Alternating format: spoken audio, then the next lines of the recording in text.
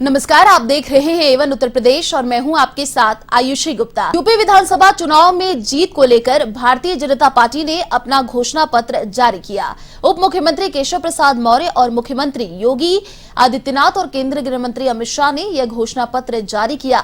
इस दौरान घोषणा पत्र में कई घोषणाएं की गई, जिनमें सभी 18 मंडलों में एंटी करप्शन ऑर्गेनाइजेशन यूनिट स्थापित करने, मेरठ में कोतवाल धन सिंह गुर्जर अत्याधुनिक पुलिस ट्रेनिंग सेंटर बनाने, 5 विश्व स्तरीय एग्जीबिशन और अत्याधुनिक कन्वेंशन सेंटर बनाने, दिव्यांग और वरिष्ठ नागरिकों का पेंशन 1500 रुपए प्रतिमाह, 10 लाख रोजगार और स्वरोजगार के मौके देने सहित कई वादों को घोषणा पत्र में शामिल किया गया।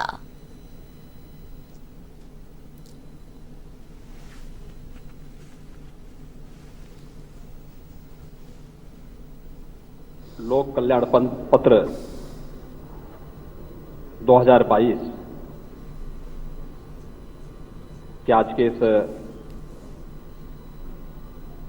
यहाँ पर विमोचन कार्यक्रम के मुख्य अतिथि देश के यशस्वी गृह और सहकारिता मंत्री माननीय श्री अमित शाह जी, उत्तर प्रदेश के चुनाव के सह प्रभारी और केंद्रीय मंत्री माननीय श्री अनुराग सिंह ठाकुर जी, भारतीय जनता पार्टी के प्रदेश के कर्मठ अध्यक्ष माननीय श्री स्वतंत्र देव सिंह जी,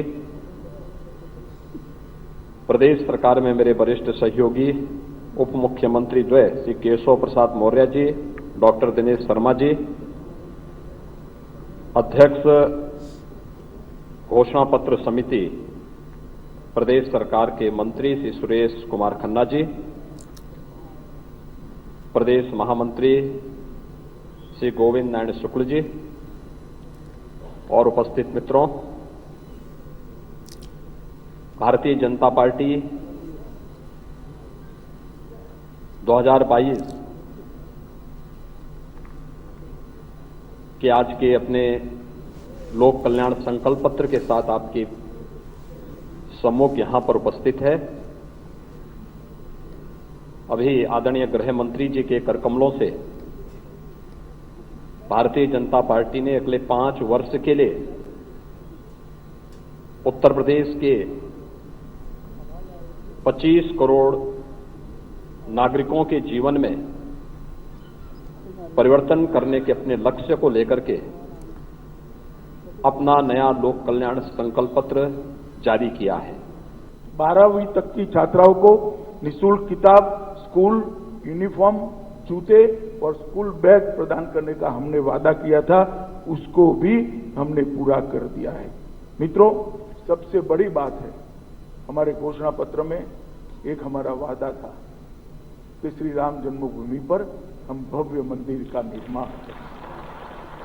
हमें पूछते थे, उसी पत्रकार परिषद में पूछा था कि अखिलेश जी कहते हैं मंदिर वहीं बनाएंगे, तिथि नहीं बताएंगे। अखिलेश जी, तिथि बताने की भी जरूरत नहीं है, भूमि पूजन हो गया है, बहुत जल्द ही वहां पर मंदिर का निर्माण और मंदिर का रामलल्ला की मूर्ति का प्राण प्रतिष्ठा भी वहां पर फिर से एक बार हो जाएगा। ये हम सब के लिए आनंद का और गौरव का विषय है। मित्रों, भगवान बाबा विश्वनाथ का कॉरिडोर करोड़ों लोगों का आस्था का एक केंद्र था, स्वप्न था। आज मोदी जी के कर कमलों से वो कॉरिडोर का उद्घाटन हो गया है। मां विंध्यवासिनी के भी मंदिर को आज पुनः निर्माण करने का काम हमारी सरकार ने किया है। सभी श्रद्धा केंद्रों का हमने सम्मान करने का काम किया है। मित्रों, 70 साल बनाम 5 साल, हर क्षेत्र के अंदर भारतीय जनता पार्टी की सरकार ने हमने इसको आगे बढ़ाया है और मुझे बहुत आनंद है कि लगभग 92% के रेशियो के साथ हम आगे आए हैं। सामने आया। चले बढ़ते अगली खबर की ओर। समाजवादी पार्टी ने 10 और प्रत्याशियों के नामों की घोषणा की है। इस सूची में बस्ती, महाराजगंज, कुशीनगर, देवरिया, मऊ, बलिया और चंदौली से उम्मीदवारों के नामों का ऐलान किया गया है। तो सूची में 10 और प्रत्याशियों के नामों की घोषणा की गई है। और इसी खबर पर अधिक जानकारी के लिए संवाददाता अनिकेत तिवारी फोन लाइन पर जुड़ चुके हैं। जी अनिकेत, देखिए सपा ने 10 और प्रत्याशियों के नामों की घोषणा की है, क्या कुछ अभी जानकारी, कौन कौन से अहम नाम दिखाई दे रहे हैं अभी इस लिस्ट में? जी देखिए, अगर बात की जाए इन 10 जो प्रत्याशियों की सूची जो जारी हुई उसमें अहम अगर नामों की बात की जाए तो रुदौली से चाहे राजेंद्र चौधरी की बात हो या बस्ती से महेंद्र यादव हो, तो वहीं कुशीनगर से राजेश प्रताप की अगर चाहे बात की जाए तो लगातार जो प्रयास है वो ये प्रयास किया जा रहा है कि जो जिन प्रत्याशियों को टिकट दिया जा रहा है समाजवादी पार्टी की तरफ से, वो प्रत्याशी कितने प्रभावी हैं क्षेत्र में, जनता के प्रति उनका कितना रुझान है, जनता उन्हें कितना पसंद करती है, उन तमाम चीजों को लेकर लगातार मंथन किया गया और उसके बाद में अब जाकर ये सूची जारी हुई है। हालांकि पूर्वांचल को लेकर लगातार समाजवादी पार्टी के जो शीर्ष स्तर के जो नेता है वो लगातार प्रयास कर रहे हैं कि पूर्वांचल में कैसे स्टैंड लगाया जाए, क्योंकि पूर्वांचल की अगर बात की जाए आयुषी, तो पूर्वांचल योगी आदित्यनाथ और भारतीय जनता पार्टी के लिए कहीं ना कहीं गढ़ साबित हो रहा है। और यही कारण है कि सूबे के जो मौजूदा मुख्यमंत्री योगी आदित्यनाथ है वो पूर्वांचल से चुनाव लड़ रहे हैं। अब ऐसे में पूर्वांचल को साधने का लगातार समाजवादी पार्टी प्रयास कर रही है। हालांकि अगर बुंदेलखंड माफ कीजिएगा, अगर पश्चिमी क्षेत्र की बात की जाए तो यकीनन तौर पर जिस तरह से जयंत चौधरी साथ में आए हैं अखिलेश यादव के, तो अब समाजवादी पार्टी और अखिलेश यादव को लग रहा है कि जो पश्चिमी क्षेत्र जो है वो कहीं ना कहीं समाजवादी पार्टी ने साध लिया है। अब जिस क्षेत्र को साधना है वो क्षेत्र पूर्वांचल है। तो यही कारण है कि लगातार जो फोकस है, जो पूरा ध्यान केंद्रित किया जा रहा है, वो पूरा ध्यान कहीं ना कहीं पूर्वांचल की ओर देखने को मिल रहा है। और ये प्रयास किया जा रहा है कि पूर्वांचल की सीटें उन पर अपना दबदबा, उन पर अपना प्रभाव बनाया जाए और जो 2022 के जो विधानसभा चुनाव है उनमें जो निर्णायक फैसले 10 मार्च को आने वो समाजवादी पार्टी के पक्ष में हो। यही कारण है कि लगातार समाजवादी पार्टी जो राष्ट्रीय अध्यक्ष है वो पूर्वांचल को साधने का लगातार प्रयास कर रहे हैं। आयुषी जी, शुक्रिया निकेत तमाम जानकारी साझा करने के लिए। कांग्रेस की राष्ट्रीय महासचिव प्रियंका गांधी आज मेरठ दौरे पर है। उन्होंने मवाना और हस्तिनापुर क्षेत्र में डोर टू डोर चुनाव प्रचार अभियान में हिस्सा लिया। इस दौरान उन्होंने हस्तिनापुर की कांग्रेस प्रत्याशी अर्चना गौतम के समर्थन में डोर टू डोर जनसंपर्क किया।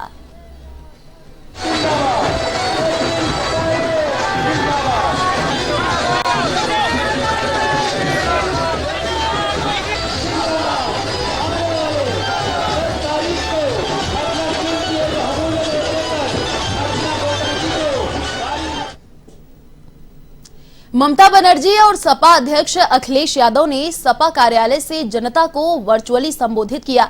इस मौके पर मंच पर मौजूद अखिलेश यादव ने कहा कि भाजपा ने पश्चिम बंगाल में ममता बनर्जी को हराने के लिए पूरी ताकत झोंक दी, लेकिन हरा नहीं सके। तो वहीं पश्चिम बंगाल की मुख्यमंत्री ममता बनर्जी ने यूपी की जनता से भाजपा को हराने के लिए सपा का समर्थन करने की अपील की है।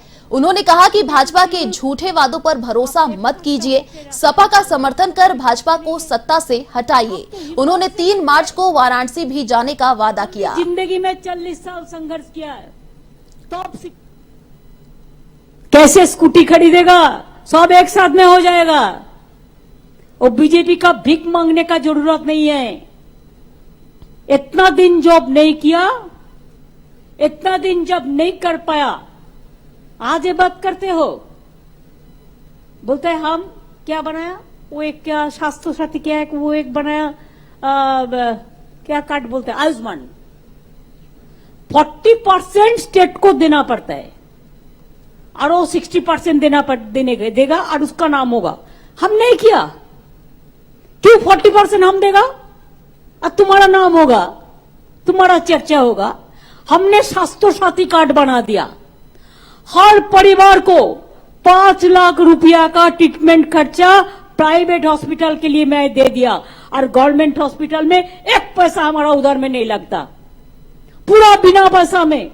चाहे किडनी ऑपरेशन हो, चाहे हार्ट ऑपरेशन हो, ऐसा काम करो, झूठा मत बोलो। अभी हम दुआरे सरकार करते हैं तो बोलता है डाकघर द्वार में जाएगा, सब हमको नकल करते हैं। अरे नकल करो, अच्छा चीज नकल करो, मर्डर मत तो करो, महिला को बेइज्जत तो मत तो करो, नोटबंदी तो मत करो, एनआरसी तो मत करो, लोगों को कोविड में गंगा में भाषा तो मत दो और बंटवारा मत करो। मैं बधाई देना चाहता हूं आदरणीय ममता बनर्जी जी को कि जिन्होंने सांप्रदायिक ताकतों को हराने का काम किया। और जैसा कि हमेशा कहा जाता है कि सत्यमेव जयते, एक उदाहरण पेश किया आपने कि तमाम तरह की भारतीय जनता पार्टी की रणनीति रही, पूरी फौज उन्होंने बंगाल में लगा दी, उसके बावजूद भी आपने मुकाबला कर करके उन्हें हराने का काम किया। न केवल भारतीय जनता पार्टी बंगाल में हारी है, बल्कि आपकी जीत से नारी शक्ति का भी सम्मान बढ़ा है पूरे देश में। कल आप आज ये दीदी कलकत्ता से उड़ करके आ गईं और दिल्ली के लोग यूपी नहीं आ पाए, कह दिया मौसम खराब है। कल आदरणीय दीदी बंगाल से उड़ करके उत्तर प्रदेश आ गईं, लखनऊ आ गईं, लेकिन दिल्ली वाले यूपी नहीं आ पाए, कहा कि मौसम खराब है। सच में भाजपा वालों के लिए यूपी में मौसम खराब है। दीदी के आने से तो भाजपा के संकट के बादल और भी गहरा गए हैं। महाराजगंज जनपद में मतदान के प्रति मतदाताओं को प्रेरित करने के लिए चुनाव आयोग के निर्देश पर जिला प्रशासन तरह तरह के कार्यक्रम आयोजित कर लोगों को जागरूक कर रहा है। इसी कार्यक्रम में जिला मुख्यालय से सैकड़ों की संख्या में महिलाओं ने स्कूटी रैली निकाली, जो विभिन्न चौक चौराहों से गुजरती हुई निकली, जिसमें महिलाओं को मतदान के प्रति जागरूक किया गया। इस दौरान जिलाधिकारी ने बताया कि आने वाले विधानसभा चुनाव के लिए 100% मतदान का लक्ष्य रखा गया है। मतदान में महिला मतदाताओं का सबसे अहम रोल होता है। इसको लेकर महिला मतदाताओं में जागरूकता लाने को लेकर पिंक रैली निकाली गई है।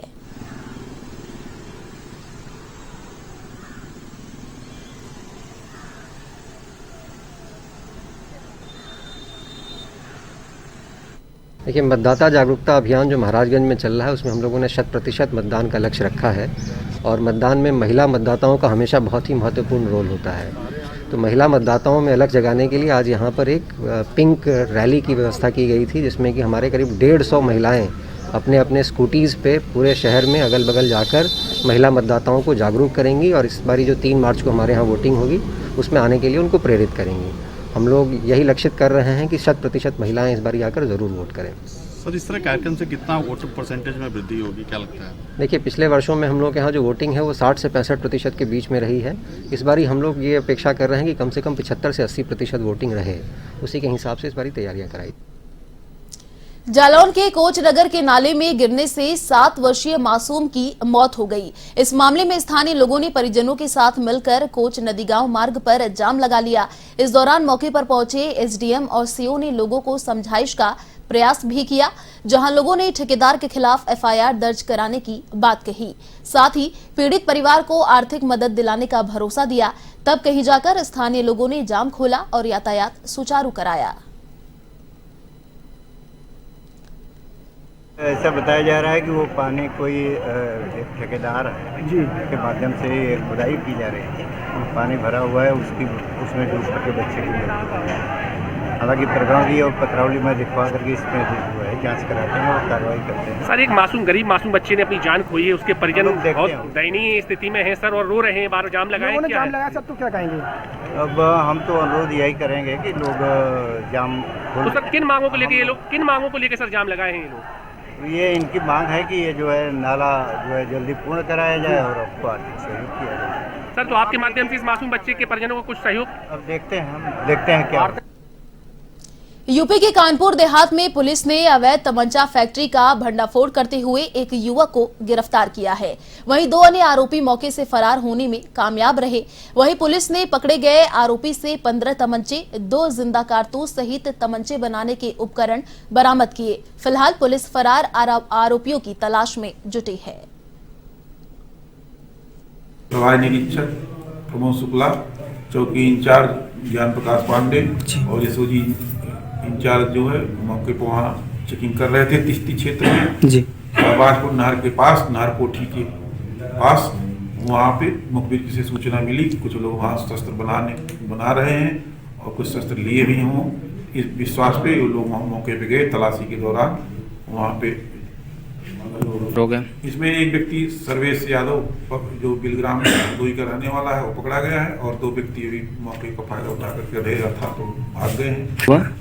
वहाँ पे एक तमंचा बरामद हुआ, एक कारतूस बरामद हुआ। इसके अलावा 15 जो है अन्य तमंचे अलग अलग बोर के प्राप्त हुए हैं, 312 के, 315 के, और कुछ बने अधबने सामग्रियां तमंचों की और बनाने के उपकरण, इसमें निहाई, हथौड़ी और आग, कोयला और सारी चीजें हैं। क्या चल रहा है? उन पे टीमें लगी हुई हैं, शीघ्र ही उनकी जो है। अयोध्या के बीकापुर कोतवाली क्षेत्र में संदिग्ध परिस्थितियों में किशोरी की मौत की सूचना से इलाके में सनसनी फैल गई।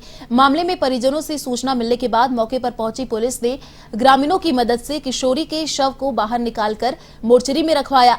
वहीं घटना की जानकारी देते हुए बीकापुर क्षेत्राधिकारी सत्येंद्र भूषण तिवारी ने बताया कि शव को कब्जे में लेकर पोस्टमार्टम के लिए भेज दिया गया है। अभी तक परिजनों ने कोई भी तहरीर पुलिस को नहीं दी है।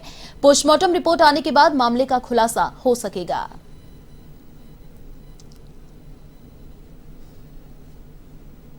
क्षेत्र को एक सूचना प्राप्त हुई कि चौकी क्षेत्र के ही लक्ष्मणपुर ग्रंट ग्राम पंचायत का एक मजरा भीतर गांव है।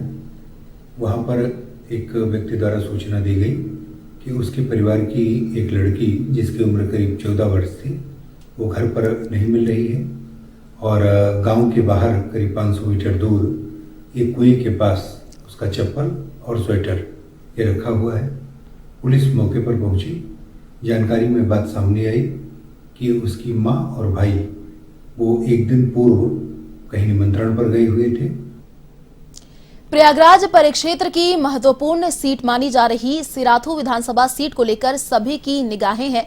नामांकन के अंतिम दिन मंगलवार को अपना दल कमेरावादी की राष्ट्रीय उपाध्यक्ष पल्लवी पटेल ने अपना नामांकन किया। इस सीट पर भाजपा की ओर से यूपी के उप मुख्यमंत्री केशव प्रसाद मौर्य चुनाव मैदान में हैं। नामांकन के अंतिम दिन भाजपा, सपा, कांग्रेस, बसपा के दावेदार भी नामांकन कर रहे हैं।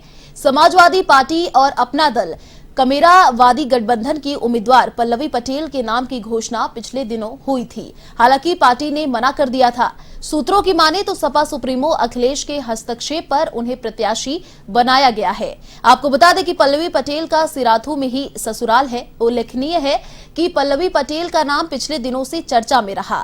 समाजवादी पार्टी की सहयोगी पार्टी अपना दल कमेरा देवी की पल्लवी पटेल अनुप्रिया पटेल की बहन है। अनुप्रिया भाजपा की सहयोगी पार्टी अपना दल इसकी राष्ट्रीय अध्यक्ष हैं।